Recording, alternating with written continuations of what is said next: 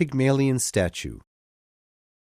On the island of Cyprus lived a man called Pygmalion. Pygmalion was a sculptor, and many people said that he was the best sculptor in the world. He made most of his money by making statues for the many temples on the shores of Cyprus. He was a successful man and lived in one of the largest houses in his village, but he was alone. All of the mothers of the island wanted to marry their daughters off to him because he was both famous and rich. The young women of the island would often visit Pygmalion's house and bring him gifts, but Pygmalion was very particular. He was never pleased with the women he met, and thought they were not beautiful and perfect enough for him. All the young women on the island had tried to win him as a husband, but he rejected them all. This made the women upset. Why didn't this man want to marry and start a family? There wasn't anything wrong with them. One day, all the young women of Cyprus went to the temple of Aphrodite, the goddess of love, and prayed that Pygmalion would take a wife. High up in heaven, Aphrodite heard their prayers and decided to answer their wishes. One night, after a hard day's work, Pygmalion got into bed. Moonlight came in through his window and filled the room with soft light. Suddenly, he heard a voice, but could see no person. It was the most beautiful voice he had ever heard. "You have upset the women of this island, Pygmalion," it said. Pygmalion jumped out of bed, and the goddess Aphrodite appeared before him. She was tall, and light seemed to come from inside her. She was so beautiful that Pygmalion could hardly breathe. As he looked at her, his body felt like it was on fire. He sat staring at the goddess before him and did not move or speak. "The women of the island have prayed to me. They wish you to take a wife. In answer to their prayer, I will make this so. But since you are a great artist and have always honored the gods, I will let you choose any woman you want. Any woman on this island shall be yours. You need only say her name." Pygmalion tried to speak, but his voice was not much louder than a whisper because of his wonder at the goddess. "I have no desire for a wife." Aphrodite sat down on one knee and looked deep into his eyes. As he looked into her eyes, he understood what true love was for the first time in his life. Then Aphrodite spoke again. "You are being given a gift that no other man has had, Pygmalion. You may choose any woman, and she will be yours." Pygmalion could not say no to the goddess, but he could not imagine taking a wife now that he had seen the beauty of Aphrodite. Suddenly he had an idea. "I will choose a wife," he said. "But first, I wish to complete one last statue. When it is finished, I shall make my choice." Aphrodite smiled, and again Pygmalion's heart felt like it was on fire. "You may create your last statue. I will return when it is complete." Aphrodite then turned to leave, but Pygmalion stopped her.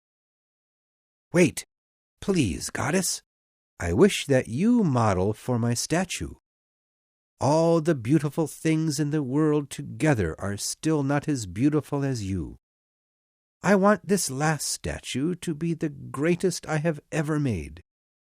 I wish it to be the most beautiful thing created by a man's hands." Aphrodite was pleased to hear such sweet words and nodded her head. "I will model for you, Pygmalion. I will return here every night at this time until the statue is complete. When it is finished, I will hear your choice for a wife." Aphrodite then kissed Pygmalion's forehead and disappeared. Her kiss made his whole body feel warm.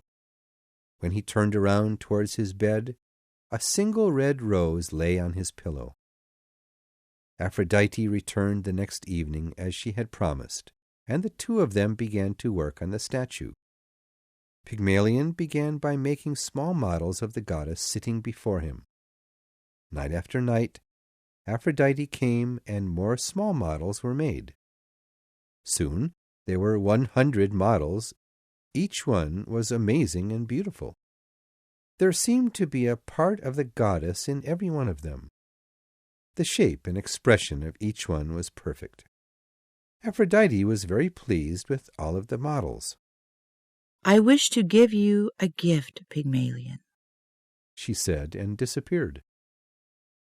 Aphrodite first went to see Hephaestus, the god of metal, and asked him to make tools for the strongest metals that would always be sharp. Having done this, she then flew to see the goddess of the earth, Gaia, and asked for the purest piece of rock that existed in any part of the world. The earth goddess gave it to her, and Aphrodite brought it to Pygmalion. It was placed in the center of his house. "You may now begin your last statue, Pygmalion," Aphrodite whispered in his ear. "I shall return when it is finished." The goddess then disappeared. Once the goddess was gone, Pygmalion picked up his hammer and began working. First he made a basic model of the statue by removing all of the unnecessary pieces of rock. Then he began working on the smaller pieces. He worked all through the night. The hammer was like a part of his arm, and every cut he made was strong and true. Even though every muscle in his body began to hurt, he kept working. An entire week passed, during which Pygmalion only stopped working to eat and sleep for short periods.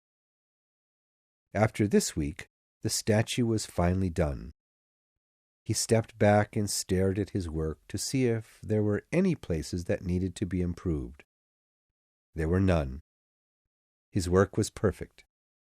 He stood with his mouth open, unable to take his eyes off the beauty of the stone woman he had made. Her arms were reaching out as if they were searching for a person to hold. She was not wearing any clothes, and her body was only covered by her extremely long hair. When Pygmalion finally turned away from the statue, he saw Aphrodite standing there. "It is truly beautiful, Pygmalion. I am very pleased," she smiled. "Now it is time that you choose a wife." Pygmalion stepped forward. "I chose her, my statue." He stepped up to the statue and put his arms around the rock. "This woman is the only thing that I shall ever be able to love. If I cannot have her in life, then I wish to become rock as well, and stand in her arms for the rest of time." Pygmalion looked into the statue's eyes and kissed the cold stone lips. Aphrodite's heart was moved by his words. She picked up the red rose that she had left her first night in Pygmalion's house and touched it to the hair of the statue. Suddenly, the lips of the statue became warm beneath Pygmalion's, and the hard arms bent and held him. What was once cold, hard stone was now warm flesh and blood. Aphrodite had given him the love that he had chosen, thus fulfilling her promise. "I have given you your wish, Pygmalion. Before you stands your true love, a piece of your own work, your art. Be good to each other, and forever remember this gift I have given each of you." Aphrodite then smiled and disappeared. Pygmalion stared at his new wife with eyes full of tears. She smiled back at him with a smile just like Aphrodite's.